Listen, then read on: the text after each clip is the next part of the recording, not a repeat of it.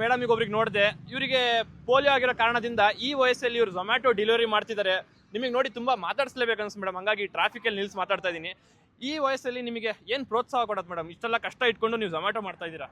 ಏನಿಲ್ಲ, ನನಗೆ 40+ ಈಗ ವಯಸ್ಸು. ಇನ್ನೂ ನಾವು ಹಿಂಗೆ ಕೂತಿದ್ರೆ ಹೆಂಗೆ? ಇನ್ನೊಬ್ರು ನಾವು ಡಿಪೆಂಡ್ ಮಾಡಬಾರ್ದು. ನಾವು ಕಷ್ಟಪಡಬೇಕು, ಏನಾದರೂ ಅರ್ನ್ ಮಾಡಬೇಕು.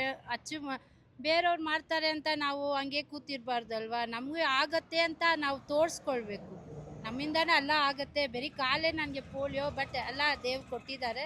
ಆಗತ್ತೆ ಮಾಡ್ತಾ ಇದ್ದೀನಿ. ಮನೆಗೆ ಸ್ವಲ್ಪ ಹೆಲ್ಪ್ ಆಗ್ತಾ ಇದೆ. ಪರವಾಗಿಲ್ಲ ಅಂದ್ರೆ ಮನೆ ನಡೆಯುತ್ತಾ ಮೇಡಮ್ ಇದರಿಂದ, ಝೊಮ್ಯಾಟೊ ಡೆಲಿವರಿಯಿಂದ?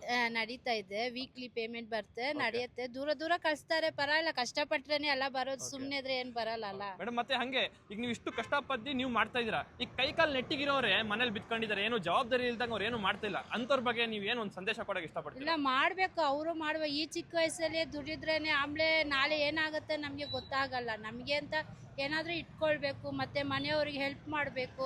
ಸುಮ್ಮನೆ ಕಾಲು ಕೈ ಚೆನ್ನಾಗಿ ಕೊಟ್ಟಿದ್ದ ದೇವ್ರು ಅಂತ ಹಂಗೆ ಕೂತ್ಕೊಳ್ಬಾರ್ದಲ್ವಾ? ಒಬ್ರಿಗೆ ಯೂಸ್ಫುಲ್ ಆಗಿ ಇರಬೇಕು, ನಾವು ಯೂಸ್ಲೆಸ್ ಇರಬಾರ್ದು ಮೇಡಮ್. ಅಂದ್ರೆ ನಿಮಗೆ ನೋಡಿ ತುಂಬಾ ಒಂದು ಸಂತೋಷ ನನಗಾಯ್ತು, ಪ್ಲಸ್ ನಿಮ್ದು ಒಂದು ಪ್ರೋತ್ಸಾಹ ಈ ವಿಡಿಯೋ ನೋಡ್ತಿರೋಂಥವ್ರು ಸುಮಾರು ಜನರಿಗೆ ಹೆಲ್ಪ್ ಆಗುತ್ತೆ. ನಿಮ್ದೊಂದು 10 ನಿಮಿಷ ನೀವು ಕೊಟ್ಟಿದ್ದೋಸ್ಕರ ತುಂಬಾ ಧನ್ಯವಾದ ಮೇಡಮ್. Thank you.